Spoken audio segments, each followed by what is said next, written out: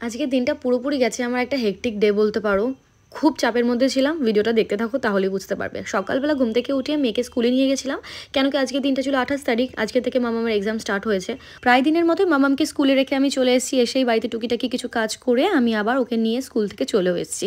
স্কুলে গেলে মুডটা বেশ তরতাজাই থাকে, সব ফ্রেন্ডসদের সাথে দেখা হয়, আবার আমাকে সুন্দর গল্পও করে। যেহেতু মামামের স্কুলে এক্সাম চলছে তো সেই জন্য বেশ তাড়াতাড়ি ছুটি হয়ে যাচ্ছে, মানে 9টার মধ্যে ছুটি হয়ে যাচ্ছে আর 9:30টার মধ্যে আমি বাড়িতেও চলে আসছি। আমি প্রেশার কুকারে না চাল ডাল আলু সেদ্ধ দিয়ে গেছিলাম, তো ভেবেছিলাম বাড়িতে এসে ওকে খাইয়ে দেবো। তো যেরকম ভাবনা সেরকম কাজ, ওকে খাইয়ে দিয়েছি। দেখি ঘুমে চোখ ঢুলু ঢুলু, তারপর ঘুম পাড়িয়েও দিলাম। আর যেহেতু আজকে সকাল সকাল ঘুম থেকে উঠেছি, আজকে না মনে হচ্ছে কত টাইমই যেন শেষ হচ্ছে না। আর আমার কিন্তু মারাত্মক পরিমাণে ঘুম পেয়েছিল। সেই 5:45 উঠেছি, তো ঘুম তো পাবে। আর ঘুমিয়েছি সেই রাত 1টার সময়। আর এত পরিমাণে ওভার থিঙ্কিং করে আমি, যার কারণে আমার ঘুমই আসে না। মানে চিন্তায় আমি ভেঙে পড়ি, মানে কিছু আমার সাথে হলেই আমি শুধু চিন্তা করি, সে ভালো হোক আর খারাপ হোক, মানে এরকম একটা পাগল আমি। এনিওয়ে আমি এখন মামামকে দেখিয়ে দিলাম এক ঝলক ঘুমাচ্ছে। আর ওখানে মা রান্নাবান্না করছিল। আজকে যেহেতু শুক্রবার, মা রান্না করেছিল মুগের ডাল। আর আমি বলেছিলাম যে বড়ার তরকারি করতে, একদম কষা কষা করে মাখা মাখা করে গরম মশলা ঘি দিয়ে করতে। মানে আমার একটু খেতে ইচ্ছে করেছিল রসিয়ে কষিয়ে রান্না, তো সেটাই মা করেছিল। আমি এই বড়ার তরকারি দিয়ে একটুখানি ভাত খেয়ে কোনো রকমে রেডি হচ্ছি।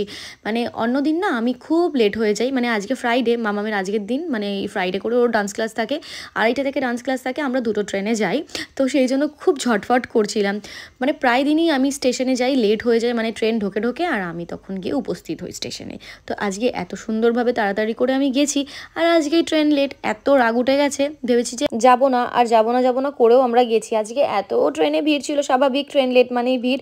এই এখন ফাইনালি টোটোতে বসে ওদের ক্লাসের দিকে যাচ্ছি। আর সবাই আমরা একদম মানে অস্বস্তি হচ্ছিল আমাদের শরীরে, এত গরম লাগছিল। এখন ভাবছি যে বাকি ডেজগুলো কি হবে, এখনও তো গরম বাকি। এদিকে তো দুজনের বন্ধুত্ব উতলিয়ে উঠছে, মানে কি করবে দিশা পায় না। দুজনকে পেলে আকাশে উঠবে না মাটিতে পা দিয়ে হাঁটবে বুঝে উঠতে পারে না। বাই দ্য ওয়ে বাড়িতে এসে বিধ্বস্ত হয়ে গেছি পুরোপুরি, বিছানায় শুয়ে পড়ছি মেয়ে। এদিকে মা আবার নিয়ে এসছে স্যান্ডউইচ আর ফুলুরি, দুজন মিলে সুন্দর করে খেলাম। মা আবার লঙ্কা নিয়ে এসছে দুজনের দুটো, ওই যে আমারটা দেখতে পাচ্ছ, আমিও লঙ্কা কামড়ে খেয়েছি। কি ভীষণ ঝাল ছিল বাবারে বাবা। আর এদিকে আমাকে দেখে কি মনে হচ্ছে বলো তো, হসপিটাল থেকে নিশ্চয়ই ফিরে এসেছি 2-3 দিন পর।